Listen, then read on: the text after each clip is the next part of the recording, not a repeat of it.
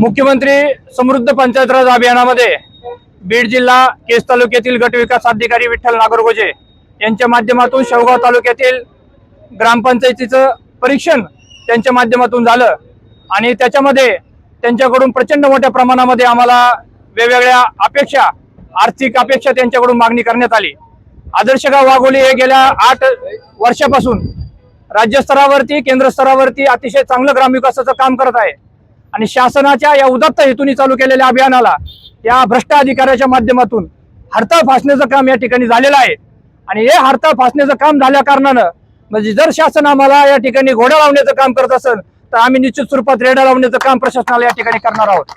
आणि या निमित्ताने या रेड्याच्या काट्याच्या प्रशासनाला आम्ही जाब विचारण्यासाठी या ठिकाणी जिल्हा परिषद बीड येथे सीओ साहेबांच्या कडे आलेलो आहोत की अशा पद्धतीचे भ्रष्ट अधिकारी जर प्रशासनामध्ये काम करत असतील तर या भारताला उत्तुंग शिखरावरती घेऊन जाणारे जे काही आपण म्हणतो खेडे आहेत, तर बलशाली खेडे निर्माण होण्यासाठी जे काही अभियान राबवले जातात आणि त्या अभियानाच्या कालखंडामध्ये आमचे सगळे माता भगिनी, तरुण मित्र, वृद्ध, गावातले सगळे एकजूट होऊन जे काही रक्ताचं पाणी करून आम्ही काम करतो आणि ह्या सगळ्या कष्टाचं अवमूल्यन या प्रशासनाच्या माध्यमातून होत असेल तर निश्चित स्वरूपात आम्ही लोकशाही मार्गाने या ठिकाणी आमचा आवाज या ठिकाणी आम्ही दाखवण्यासाठी आलेलो आहोत।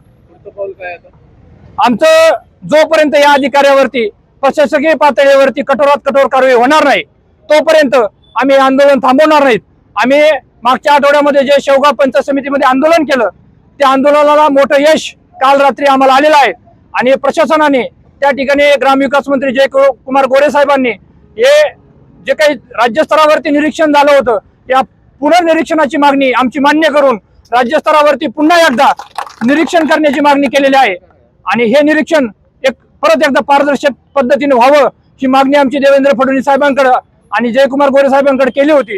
हे पुन्हा एकदा निरीक्षण त्यांनी लावलेलं आहे। परंतु आमच्या आंदोलनाचा खरा अजेंडा असा आहे की या अधिकाऱ्यांनी जे काही गोडबंगाल करून आणि काही आर्थिक हितसंबंध जोपासून जे काही पद्धतीने हे पहिला निकाल दिला होता त्या कारणाने या लोकांना कुठेतरी यांची जागा प्रशासनाने दाखवावी, यांना शासन देत असलेला पगार काय कमी आहे का, हा आमचा तुमच्या माध्यमातून त्यांना प्रश्न आहे। गेली 1 वर्षापासून बीडीओ विठ्ठल नागरगोजे या व्यक्तीची मी तक्रार करतोय। खऱ्या अर्थानं आज तुम्हाला सगळ्या बीड जिल्ह्याला माहीत झालं असेल मीडियाच्या माध्यमातून शेवगावून लोक येत आहेत। रेडा खरं तर या रेड्याचाही अपमान आहे, विठ्ठल नागरगोजेच्या प्रति हा रेडा आला नाही, रेड्याचा अपमान आहे। एवढा नीच हा अधिकारी, हलकट दर्जाचा अधिकारी। खऱ्या अर्थानं मी गेली 1 वर्ष झाले या अधिकाऱ्याच्या विरोधात संघर्ष करतोय।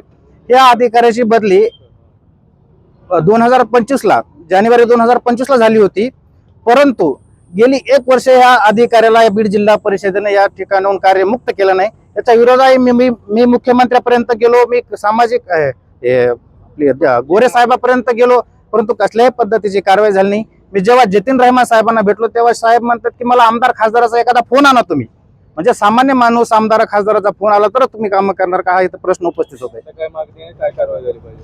खऱ्या अर्थानं मी 100% सांगतो या अधिकाऱ्यानं पैसे घेऊनच हा कारभार केलेला आहे। ठामपणे माझा आरोप आहे विठ्ठल नागरगोजेवर। खरं पाहता विठ्ठल नागरगोजेच्या संपत्तीची चौकशी झाली पाहिजे।